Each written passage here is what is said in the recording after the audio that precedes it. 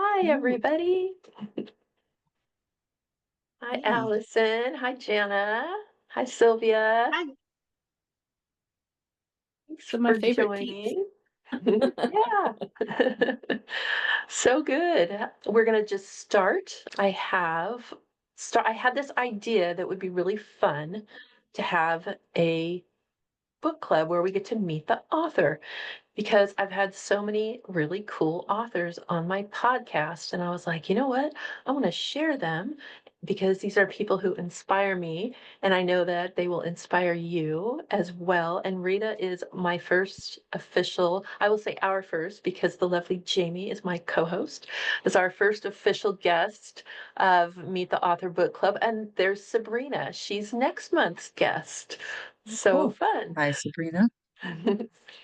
And Rita, are you going to come on camera? Oh gosh, am I off? You're off. Sorry. It's There I okay. am. There she How is. are you? Nice to see you, Mm. everybody. Yeah, so let me tell you a little bit about Rita and how I know her. So Rita, her book is called From Fat to Thin Thinking, and she's a hypnotherapist who works with weight loss and smoking cessation. And she started the Shift Weight Mastery Process, which is an online program. It's a 30-day live program, but it's also on demand. And it uses hypnosis to help you lose weight. And I've been a weight struggler for, I don't know, 30, 40 years. My daughter's 28, and I would say, yeah, it's just baby fat. I haven't lost the baby fat yet. And it really wasn't until I found Rita's program that I was able to release 40 pounds, and I've kept it off. I think it's been a year now, which is It feels like longer than a year, Julie. no, it does. It's just something I really did not think I could do. It was like, oh, that's fine. I don't care. I'll just buy bigger clothes. It's all good. But I didn't feel good in my body. And I don't know. It was like, it really didn't feel hard to do.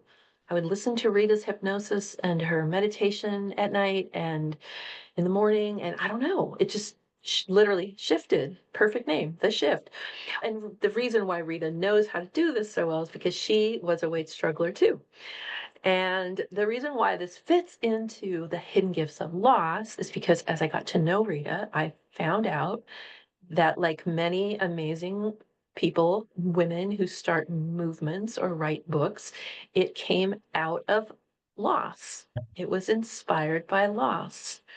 So I wanted to invite Rita on to share about you writing the book and starting the shift and the inspiration behind all of this, which has helped. What you've been doing the shift for 20 years, 25? Yeah, I've helped start. Hey, everybody. I started helping people with weight management using hypnosis since 2001. So that's about 25 years. I I think I told you, Julie, that the shift weight mastery process, though, because in the beginning, I was just helping people one on one lose weight. Like they'd come to me and I need to do this and I want to cut out sugar. And I'd be like, okay, let's do a session around sugar. But the shift weight mastery process was born out of, and I know we'll dive into that. So that started about 5 years later after I'd been in the trenches for a while working with people and learning what people need really which actually mimicked my own journey, but a more of a like specific structured process that we lead people through now. Yeah. And it So works. 2007. Yeah. 2007. Wow. That's a long time. Yeah. Yeah. We'll just jump in, Rita. Tell us about, and I know that the hypnosis came before the book. You wrote the book after because that was Yes, yes, yes, yes, yes. 2018. The book was published like in 2017, 18. And it took me a really long time to write. So yeah, I'll just go through. I don't know what you guys hear. I'm going to pull up chat. I don't know what you're interested in hearing about with regards to my story, but because you guys are all here as part of Julie's tribe, I know you all have had a gift that came out of loss. And so for me, I was just reflecting on that. today. So many gifts now being 60 years old, you reflect on life a lot more and how lost. My daughter is 23 and when I started my practice, she was baby. So to me, my daughter's like or I was pregnant with my daughter, but or just before I got pregnant with my daughter. But my daughter's, I see her and I'm like, wow, my business is that old, and she's now out in the world. And she's had some tough times this year. She's living in Spain and teaching there, and she's had a lot of loss. And it's interesting when I say to her, "I know it's been a crappy year, and you're gonna look back and think this year has been the best year for you as far as your growth as a person." And your kid is gonna listen to you like, "Yeah, you're an asshole." Exactly. But anyway, so yeah, I struggled with my weight for many years. I was one of those people that was pretty young when I started my own struggle up and down the scale, 40 pounds. And it was and I was somebody who knew how to I'm a pretty disciplined person, so if I went on a diet, I could lose weight, but I would always gain it back. I was what you would consider a yo-yo dieter, so I would lose weight, gain it back, lose weight, gain it back, but I was also a pack and a half a day smoker. So I found hypnosis through smoking cessation because I was smoking in one session, which was like really amazing. And because I before I thought of like hypnosis as like weird and voodoo-y and creepy, because this was the 90s when that happened, and it was still run by men mostly, and they'd have the mustache and the polyester suit and be like, I'm gonna put you under my control, which is totally ridiculous given the fact that all hypnosis is self-hypnosis. But anyway, I went and saw a very lovely hypnotherapist who helped me stop smoking and become a non-smoker and explained how the brain works. And you're really blessed when you find somebody who really cares about what they do. They're not just there to take your money, they're there to really help you heal and to explain. And he was super fascinated about how the brain worked. And he was like, yeah, like your conscious mind's only 12%. That's the only part of your mind that wants to quit smoking. The other 88% wants to keep right on smoking. And was so helpful for me to understand that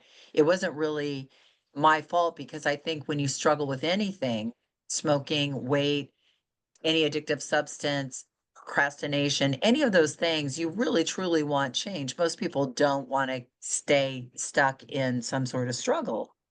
But most of what keeps us in resistance, keeps us going back to those old things, is because our subconscious is really good at getting wired and building habits and beliefs, et cetera, et cetera. So for me, and I think it's helpful in my career that I've seen for many people once they understand that, here I have my little diagram here, that this little piece of the brain wants change. The other part feels comfortable, even though it's painful and frustrating, being struggling with weight or smoking or whatever. And we're always like, why am I struggling with this? Am I dumb? Am I stupid? I know what to do. I know how to stop. I really want to stop. Why? So there's that internal struggle with ourselves that we think we're the one who is at fault, when really it's how the brain operates. And when we learn to operate with the brain in a more powerful way, when we learn, aha, oh, okay, I can use my subconscious mind a little differently and get better results and get better outcomes. It's not my fault. It's just the way I need to learn to work with my mind in a different way. That once they understand it's not their fault, then it opens up this whole world of possibility, because I think at the root of any change, as you all know, is belief that you can do it, that belief in yourself and you're not a bad person. And so anyway, I just had a celebrity in my office just before this who so sweet, like they're like a big one word celebrity, but they're just this. And when I said, hey, and they're a smoker, and I was like, hey, they're like, I don't know why I do it. And I was like, it's because of this. They're like, really? I'm not to blame. It was so cute. Anyway, am I going off on some crazy tangent, Not Julie? at all, not at all. This is exactly the whole, like, idea of just sharing your experience and your wisdom Uh-huh. and Oh, your story, so continue. I see Sabrina says they start listening at 30. Okay, is that the time they start listening? Okay, good to know. It was interesting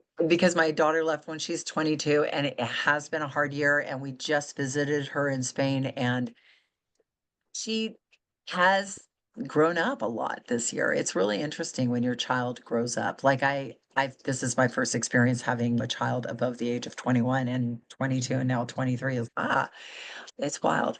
But so cut to the chase, I started applying hypnosis for weight because I got it. I was like, oh, this lifelong struggle with weight really isn't my fault. I'm not the jerk. Because I had done every diet. And like all of the people who interact with me, Julie, I know you've done a bunch of diets. You know how to, you're a smart person. You know how you could write your own diet book. People would lose weight. It would be fine. But it's not that. It's really about this way you communicate with yourself. And when we struggle with stuff, we typically get into the habit of giving up on ourselves. And I don't know if any of you can relate to that, but I had certainly gotten in a very big habit of giving up on myself. So a large part of my journey of weight management wasn't about learning what to eat or how to work out. It was really learning in those moments when my brain was saying, "Oh, you blew it. You should start over tomorrow." That's like, "Hold on, let me take a breath. Let me think this through on a rational perspective. No, I'm just going to keep going. I'm going to learn the lesson here and I'm going to keep going." That's when I began to get progress. That's when I began to get change. So I released 40 pounds now about 30 years ago. So that was a while ago. And then I studied hypnotherapy. Then I started my practice, like, yeah, great timing just when I had my first child. Life always throws so great. Have a baby and start a business. Your God. other baby, as you are now learning, Julie, right? All of you guys who own businesses is just, yeah, your next child. Twins, exactly, Allison. Allison. Yeah, exactly. So yeah, I was literally nursing my daughter like on one boob, and I had a book on how to start a business and open up, get your license and stuff. And I would just like carefully turn the page so that you know how when you're nursing, your child falls asleep on your boob and you can't move and you gotta keep so that's how I learned to start my business. And but anyway, it's been a joy. So I got into it, started helping people both with smoking and with weight, but it's a journey learning to help people because you need to learn. You did it for yourself, but then you need to learn how and through really understanding whatever the principles of weight management, that it was a skill set and how to help people kind of restructure things. Because I know I'm not here to help people lose weight. I'm here to talk about the experience itself. It's like for me, it was being in the trenches with people and being with their pain and understanding how to move those levers for them, like to open the door for them that was open for me, when understanding that they it wasn't about me, but that I was just there to support and guide them and help their brains see that path forward for them. Then you get really true transformation when the person makes that discovery for themselves and has that ownership of the process. So my process, my shift 30-day weight mastery process was really born out of this idea like, oh yeah, people are smart in their brains once they're wired they can get that for themselves and then they can have it, keep it. But they need to learn how to keep going and get that consistency. That was the most important thing. It wasn't like, how many portions is this? And like all of that plays into weight management, but it's really more about showing up for yourself in that moment. This was all born out of my mother dying. So I got pregnant and then no, yes. I found out my mother was she had ovarian cancer and my grandmother had died from ovarian cancer. And then so we went through a very big process with her because she went into remission. It was tough. And all the time I was okay, this was pre-pregnancy and then into pregnancy, but my timelines are really bad. But whatever that process was of losing my mother and then having my daughter almost at the same time, it completely threw me into this whole new world of understanding loss and gain and vulnerability. I went through a really tough time. I don't know how many of you have, I'm assuming some of you have lost a parent or lost somebody, and some of you have had a child. And if you've done it in the same framework of time, there's so much vulnerability in losing a parent.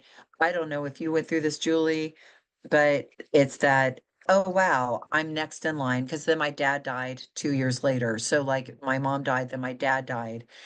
And it was like, and then I had children later in life. I wasn't a young, like I was 41 when I had my son. And nowadays that's young, but back then it was like I was considered elderly.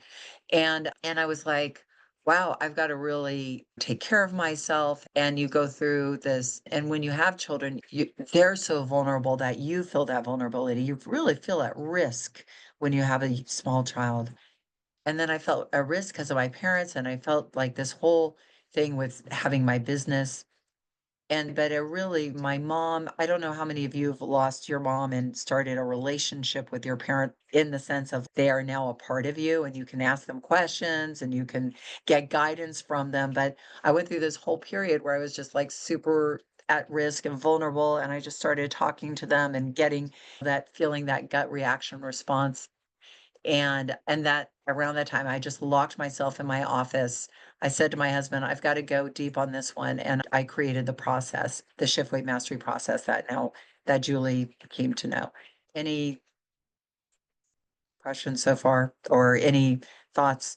Because then I can talk about writing a book, which was a completely different, and I'm sure Sabrina can totally relate to this. Yeah, does Um, anybody have any? I know you guys all like to join in because we're all part of the Stacy verse. So. Yeah, I know. I can blah bitty blah all day long, but if you have any questions, the thing for me was, so the process was born. I started a little here, like a beta group, and then I started doing, this was way back in the 2007. So I did seminars, all day seminars, and with hypnosis where people were lying on the ground, like a big slumber party in like a hotel ballroom. And some of our founding members are still in our group, which is really cool. And they've kept their weight off for 18 years or however long it was. But at a certain point, and then I started this. So I was like, wow, this is so great. And this is how crazy it was starting a hypnotherapy practice in 2002 was we were using cassette tapes at the time. This is how crazy the world was, right? So somebody would come in, you'd put the cassette in, you'd record it on the cassette, you give them the cassette. That was the world, right? And when you think all of us in our 60, 50s, whatever, you forget it's so crazy. So when you start a business that's based on cassettes and then CDs come along and you're like, crap, how do I make a CD? And then so I decided to make a kit, like I did a kit like of CDs, like a box. It was called Shift in a Box. And then and then of course, as soon as I finished it, along came streaming. So it was like, crap. I just can't get ahead of this. So I decided, okay, you're going to write a book is safe, pre-audible, all that stuff too. So I started writing my book. And those of you who have written a book, I am sure you agree. I was like, this will be easy. I'm just going to put all the information from all of my stuff from my shift in a box. Like I've got all this written material and everything. Just put it in. And 4 years later, I'm still like, because I'm waking up at 4:30, at 4 o'clock in the morning, because I had a full-time practice. I had children that I had to wake up, get to ready for school, go to school. And then, so I would wake up at 4, I would write for an hour. And this was when I had to channel my mom. I was like, Mom, help me. Like, why am I getting up at 4 o'clock to write a stupid book? Because nobody is going to read it. And like you get up, you go pee, and you're sitting there on the toilet, like, is this really my life that I'm going to get up and write? And then go back to bed for a half hour to do REM sleep and then get my kids up and then go to work for a full day. And so that was my life for 2.5 years. And I don't regret a minute of it because it was grueling, but I learned so much about myself and the process of writing a book. If you haven't done it, it takes every fiber of your being, but you have it and then something happens to you because you're just like, I've put everything into this format that I don't know, just you're just like, "Wow, that's really great." So I was really proud of the fact that and the book still is viable, sold, and with the book comes like a little process, a hypnosis-based process. There was a lot to organize with it, but why did I say this with regards to writing the book? Oh, I know, something that I wanted to impart with you if you are gonna write a book and you haven't yet. My husband said this to me because my husband's a professional writer. He said, "Write a letter to yourself before you start your book, because you'll get to the middle of the book and you'll go, 'Why am I writing this book? Nobody's gonna read this book and or care about this. This is the stupidest thing you've ever done.'" So I did go through that period where I was like, "This is taking so long. It's taking time away from my children." I became totally obsessed and in that moment of darkness, I remember and I had some help of people reminding me, "It's not about you. It's about who you're writing it." So then I got this idea of one of my clients that just was my perfect, like what you would call avatar, like person that I'm writing so heart to heart. And I put that like picture of them up on my screen and I was like, I'm writing for you. And my opinion about myself and my book, it doesn't matter. I had a great mentor once say, you don't have to if somebody's drowning out in the ocean, you do not have to build the cruise liner, go get them in a dinghy. Just build the dinghy. That's my little story, but it definitely my mom was with me through the whole and I dedicated the book to my mom. Oh, I love that. Yeah. Mm, And yeah. Allison Pickering has had her hand up. So go ahead, Allison. Hi, Rita. It's nice to see you again. We met a Yes, long time ago Allison. because I Hey, met we you in did. LA, and I think I'm the same weight that I was then. I've been up and I've been down since then, Uh-huh. back to the.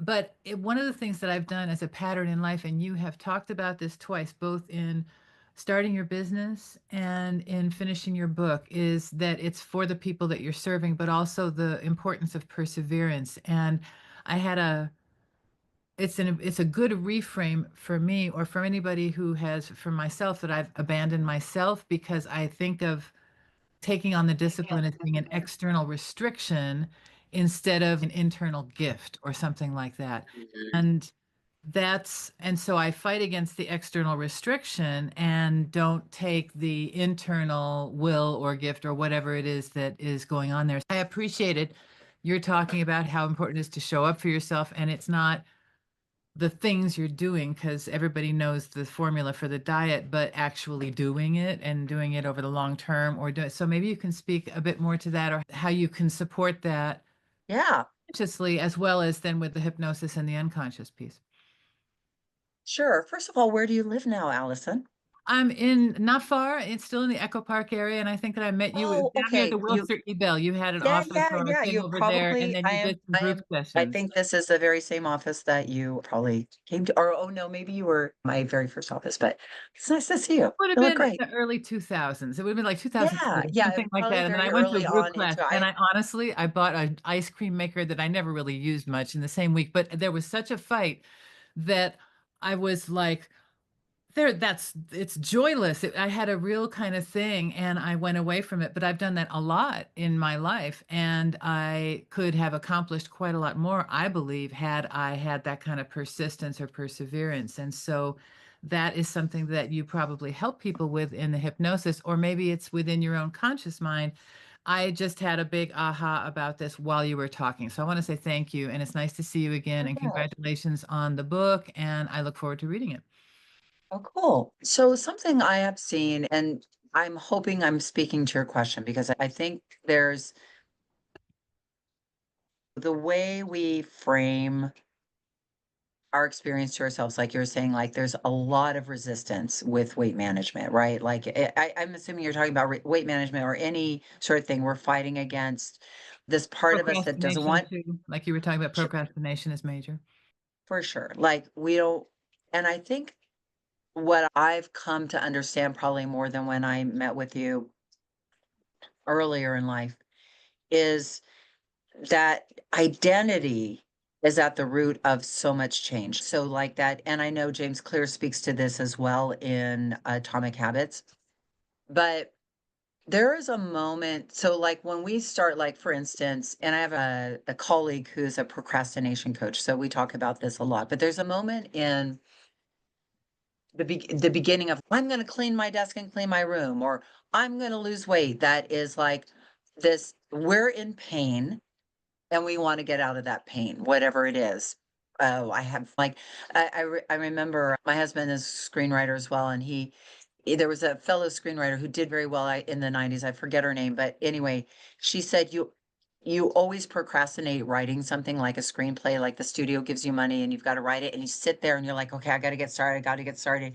And it's almost like when you're ready to kill yourself because you hate yourself so much that you actually get started. So there's so much pain, right? That to get out of the pain, that's the only way that we'll get out of it. And Tony Robbins, I think, speaks to this about anger, like anger being a really great instigator of change because you're in a pain state or an emotionally negative state and you just want to get out of it. Because usually most of the time we don't want to change because it's comfortable. It's comfortable, it's painful, but it's not until that pain reaches a pain point that we usually are like, okay, I got to get out of this. But usually, so a weight what I call the weight struggle cycle, and I don't think I was totally cued into this when we worked together, was like there is this really clear internal habit that our brain gets into, or at least this is my opinion with a lot of people, that we will get to a certain level of pain or discomfort with how our clothes feel or just our behavioral patterns. Oh, why did I just eat all this food or whatever? And be like, I've got to change. I'm going to go on a diet. Now, we all know, like I said, most people are pretty smart. They've absorbed a lot of information. There's a lot of information out there in the internet or in the world. We've read all the diet books or whatever. So we go into this period of being good, or even with procrastinations, I'm going to take action and I'm going to clean my desk off, or I'm going to do this thing and so we're in action. And when we're in action, we feel good. And there's this good bad thing that we really battle, that like I'm being good. And the way we self-see ourselves makes us feel good. We get a dopamigenic high. We're like I'm drinking my green drink and I'm fasting and I'm doing my thing and I'm all good. Huh? Oh, I'm just seeing the same. So we're I in, don't know. Somebody was oh, unmuted. oh, Sorry. okay. No, My no. dog tripped on my But so toes. we're in this Sorry about good that. place. Let me mute myself. No worries. But Allison, I think the thing is that that state of being good is almost a false, because we don't really believe in ourselves because we're coming from the state of pain. Our identity is, I'm a weight struggler. I struggle with my weight. We have an internal identity that doesn't work with it. It was the same with smoking. It's like when I was a smoker and I was like trying not to smoke, there was always this fight because part of my brain was like, but you're a smoker. Like you're being stressed, like you should smoke. And so when I became a non-smoker, when I stepped into that more powerful identity, that was a complete paradigm shift for my brain that happened very quickly because I stepped into this sort of new place and I had a level playing field. I didn't have a limiting belief about myself because I was like, oh, I'm in this world of being a non-smoker. So I think like with things like weight management and even procrastination, the way the diet industry and the way I don't know how old you are, Allison, but I'm 60. And I grew up in the era of a lot of women were judged by how they looked or discipline, like being good, being bad. A lot of women's mothers were like putting them on diets and trying to manage and control them. So there's a lot of internal subconscious resistance when I'm a weight struggler and there's all that emotional baggage that goes along with it.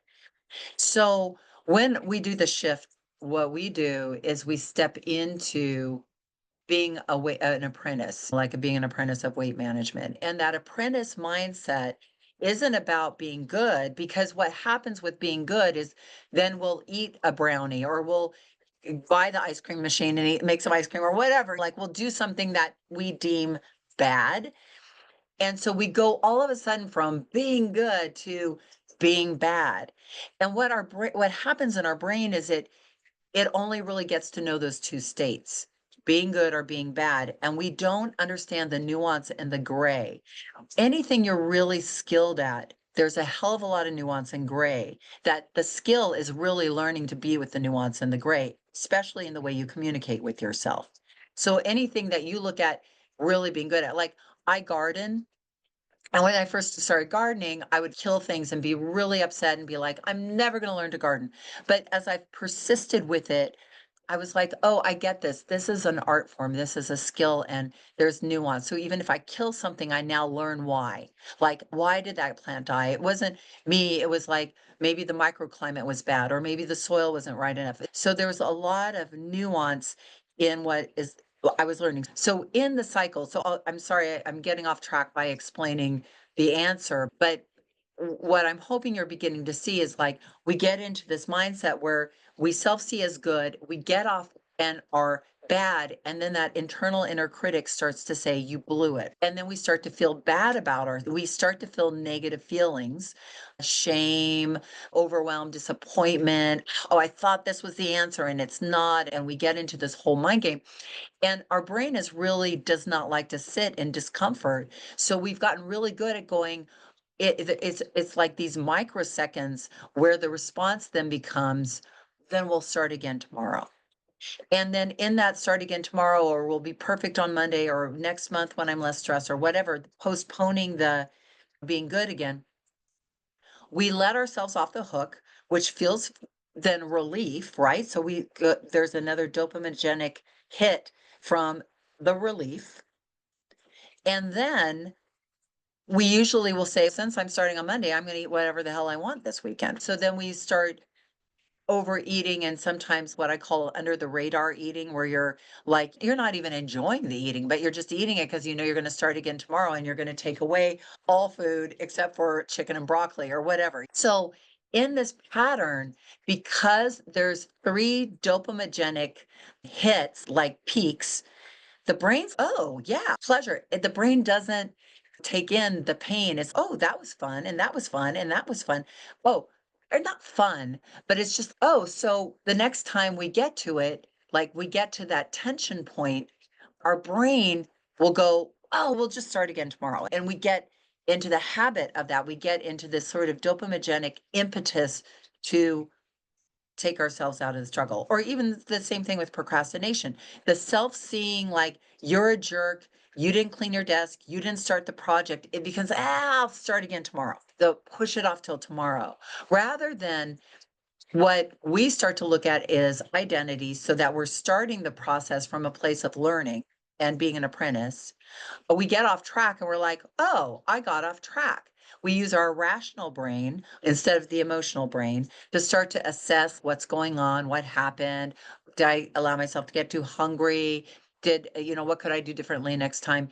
And also to reconnect with data. Like we're very much about the inner scientist and getting data, because data actually does help bring you into the moment and get clear. Now, you probably would be using data with procrastination, but the self-speak then becomes more, you have more self-respect in your self-speak. Oh, you're a learner, so let's figure this out.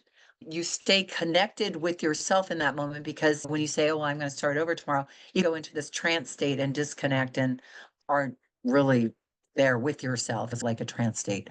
So in that moment, you're staying connected, and you're staying connected. You're like taking yourself across that bridge to the next moment where you are going to continue on your journey, very imperfectly.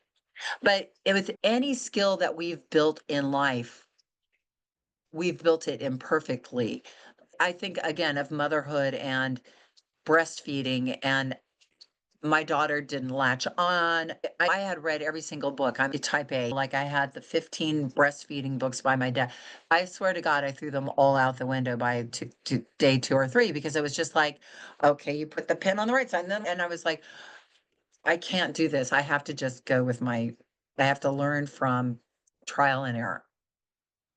So I think the world of weight management and maybe expectations is a lot about expectation management, because I think we expect fast results, because that's what we're told in the media. And we also have this idea that we're going to get to our ideal weight in the unicorn and butterflies are going to appear.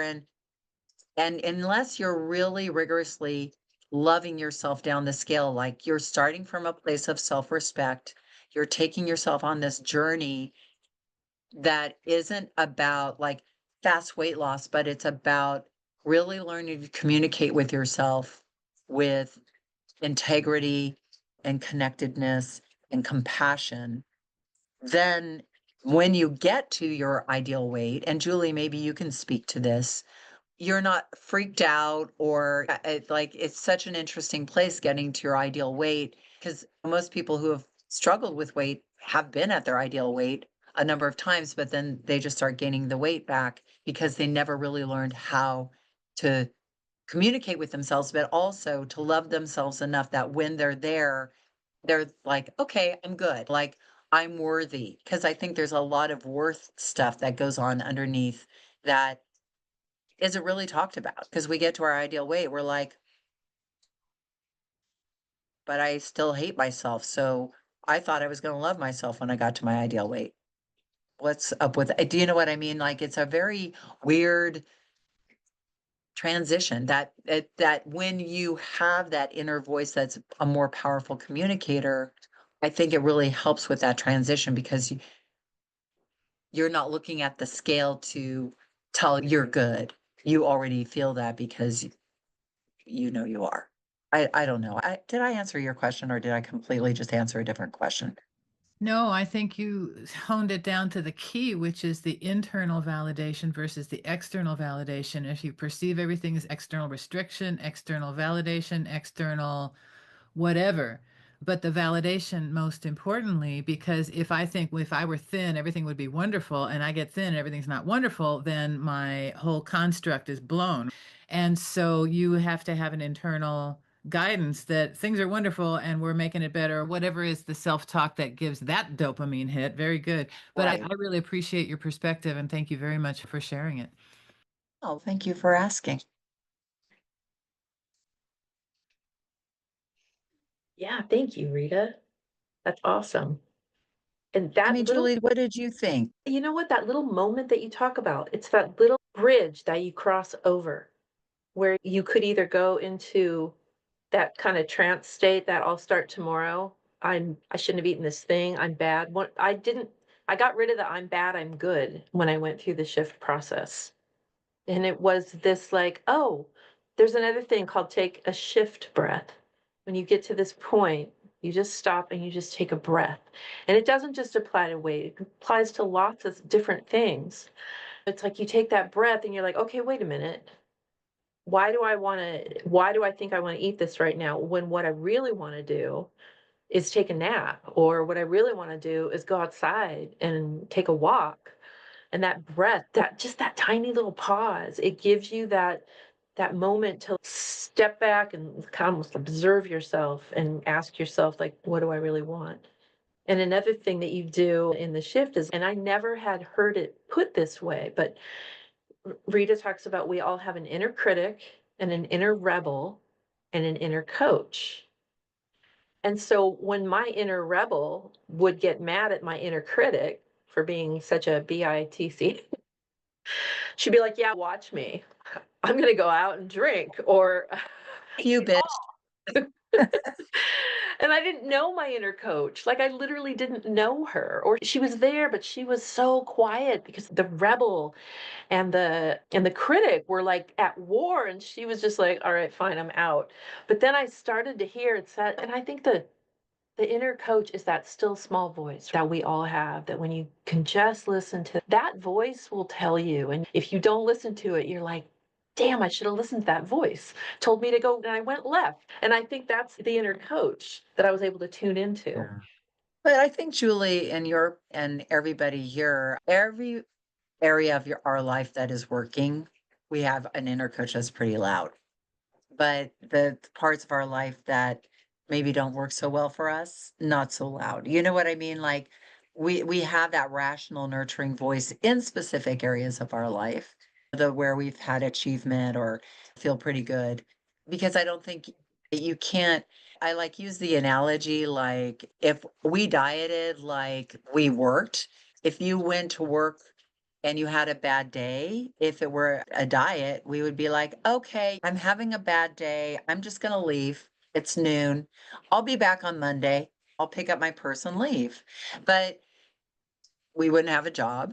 But you sit through those tough moments. You coach yourself, okay, what are we going to do? Blah, blah, blah, talk ourselves through it, and we get to the other side. Or with parenting, you can't stop when your child is screaming or when they're having a bad day. My daughter loves to dump stuff on me, and then and then I'm worried about her, and then she's, "Oh, I'm totally fine now." Like, she dumps all her crap on me, Yeah. and I'm like, "Okay, I'm totally fine." But you can't, you Yeah. have to, like, just work through, yeah, you can't quit I don't want as to be your much as mom you'd like to anymore. take a day off. Yeah. I don't know. But yeah, I love how you mentioned those 3 things. Yeah, I mean, I think it's that, like, internal family systems. I just think it's nice to identify those parts and be able to negotiate with them and turn down the volume on the critic and the rebel, who are perfectly viable beings within us. Our rebel it can be cool, and our critic can really be vigilant and help us out sometimes, but when they just get too extreme is when they take their power away from us. And I think just having that internal manager of the inner coach that's managing the whole inner team can be helpful, Yeah. especially with weight and all things in life. Yeah. This is so good, Rita. I wanted to mention too, and I had put it in the chat earlier that Rita's doing there's 2 live shifts per year, and there's one coming up on April 30th.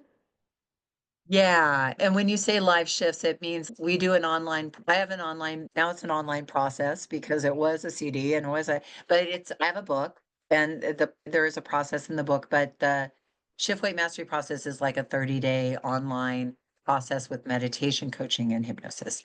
But when I do them live, we go through it, and it's usually like a group of 800 people. Last time it was like 800, and so we'll have online events, but we're all going through the process at the same time. So if you want to learn more, I'm doing a free event next Sunday if you want to come. That's what Julie, I think you put the little link up for. There's Yeah. my little face. And yeah, so it's free. You can learn more about it. I get much more into this, what we just talked about, but a little more deeply. And then we'll do a hypnosis session. You can check out hypnosis if you've never done hypnosis before. Maybe you have, and yeah, and check it out. I'd love to have you come. And if you are interested in doing this process at all, and no, no pressure to do it. But if you do it, if you come to this, you get a discounted price. So that, and Thank hopefully my you. voice will be better by there. Oh, are you losing Um, your voice even before you know, you got I here? had, has anybody here had like a recurring cold this winter? Because I had a cold in November that took away my voice. Then I had it again in December. And then it started in, I want to say early March, and now, and the cold is mostly gone, but it still is impacting my voice. And I Hmm. belong to Kaiser Permanente. I've been there a couple of times. I have not gotten I've gone through a lot of different treatments, but we're still waiting on that. But I think I'm finally rounding the corner. But has anyone Mm. else had this recurring? Because I have heard of other people who are like, yes, it's taken me so long to recover from this thing. Oh, So I seem to have caught that one thing that everybody else, not everybody wow. else, but some people have been struggling with. Oh, It was wow. 4 weeks. 2024. Oh my Oh, 4 God. leak. Yeah. Yeah. What is it? Because I'm a really healthy person. I never get sick and whatever. So this was my year to get sick. Wow. Let's, I just want to open up if anybody has any questions for Rita or comments or anything, any takeaways from today. How many of you guys have written a book? Just put a one in chat. I'd love to see, like, I know Sabrina has. Are there any book writers? Jana, cool. You know what I'm talking about. I hope I wasn't talking out of my bum like that. It was just like it was like most authors I know, other than my husband, who can write a book in 4 days and put on Amazon. This was the joke of my like 4 year long pouring my whole heart into it, doing all this stuff. And my husband, towards the tail end of this, He wrote a book in 5 days, and it was on writing. It was called Crack the Essay. It actually is a pretty good book, and it's because he's a professor of English as well, and or was, he's retired, and put it online, put on Amazon as I was getting my book on. Oh, I already put my book on Amazon. Yes, he is a show off. Yeah, he can do that. He can just sit down, pour everything out. He has no filter. Like I do struggle with being perfect and making it right and everything. And he's just no proofreading.